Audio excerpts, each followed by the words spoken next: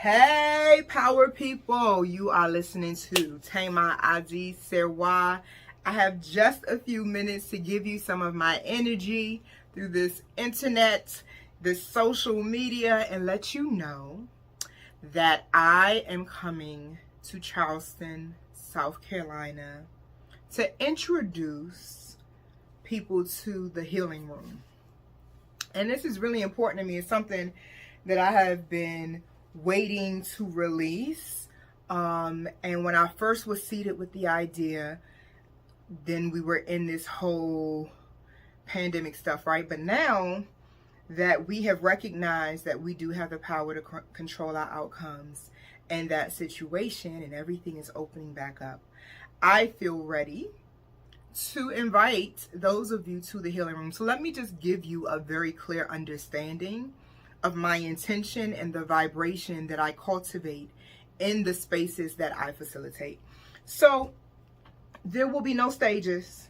There will be no professional photographers, no staging. I'm not spending no money on no logo banners to put up behind so you can pose.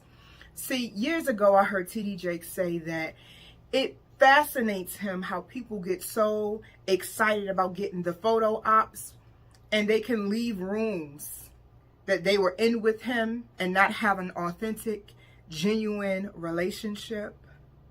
Yeah, I can relate to that. So what I'm saying to you is this is non-scripted. This is not a production, and there will be no parade of who I'm connected to and who I know. I want to create a sacred meet and greet space where genuine, authentic connections are made. I want you to come into the healing room in the mindset that I am introducing myself. I am the one in the room that needs to be known, that I'm good enough, that maybe I feel like I need some healing because I haven't made the decision to be healed.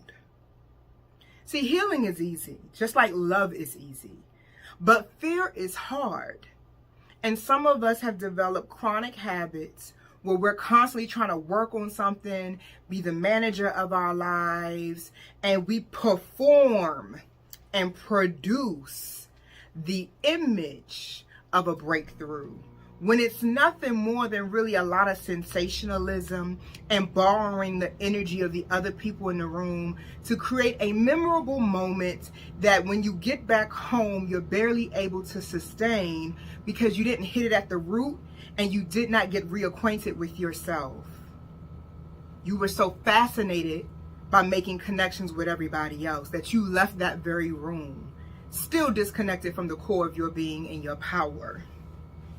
So I'm excited for a couple of reasons because it's been years. I think the last time I was in Charleston was literally when I was 4 weeks pregnant with Zah. I had just found out that I had manifested my promise.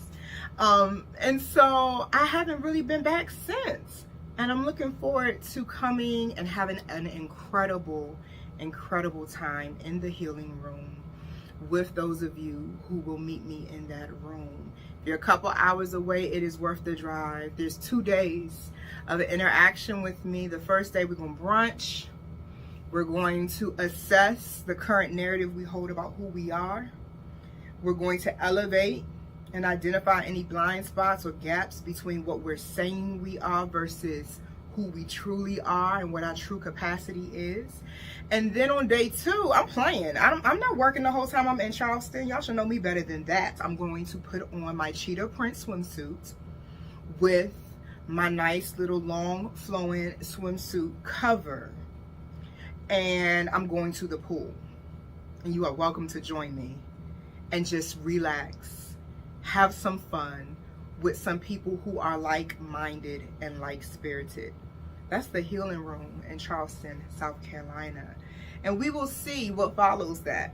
I have some things up my sleeve that are coming that I will continue to offer as I feel compelled and stay in alignment with all that I am all that I want to do in 2022. So I just wanted to put this on your radar. If you had not seen the invitation, look in the comment section below and get to Charleston, South Carolina. It's an intimate gathering. Only 15 people. Y'all are not going to overwhelm me with 100 and 200. No. And the other thing about that is, once you get to certain size events, you lose the you lose opportunities for deeper level of interaction.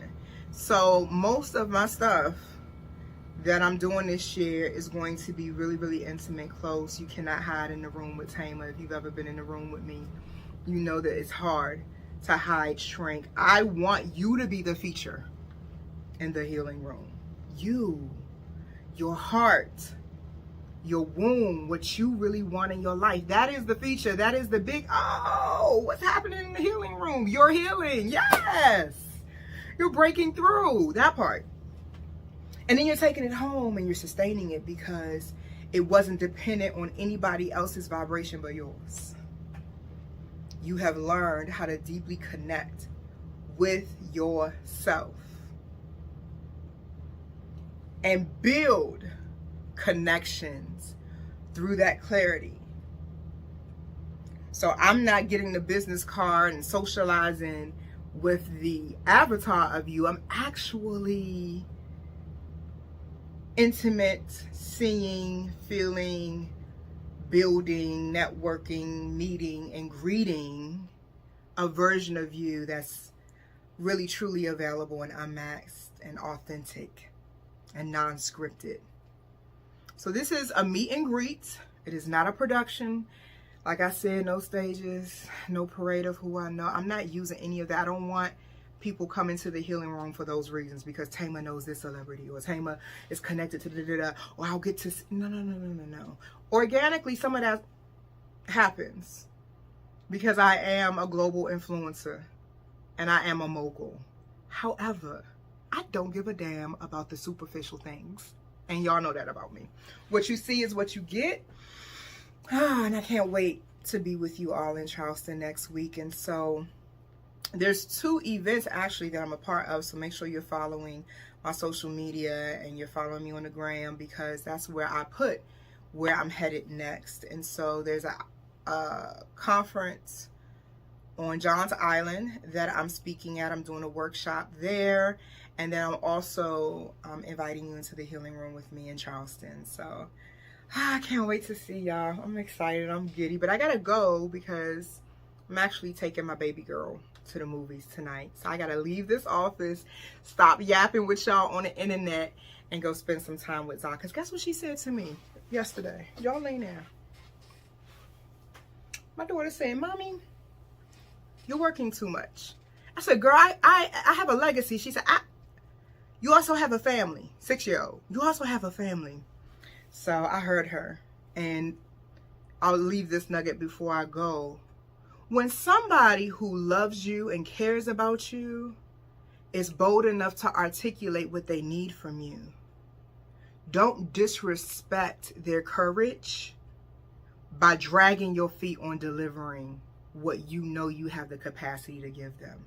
I love my baby girl too much to not hear her say, "I need more of you, mother," and get up off this camera and internet with y'all and go give my baby what she needs. And I actually transfer that skill to every single relationship I have. I don't breadcrumb people. I don't give them a lot of energy that I can't sustain. I don't play those games, because I'm truly a heart-centered woman. And I absolutely know that what I feel is an indication of my divine feminine power. And I don't play about my power and the use of it or the exchange of it or the accessibility to it. So put that in your back pocket. I didn't even plan on throwing that in the conversation. But again, I'm going to say it. You do not take for granted the courage people exercise who love and care about you when they tell you what they need from you.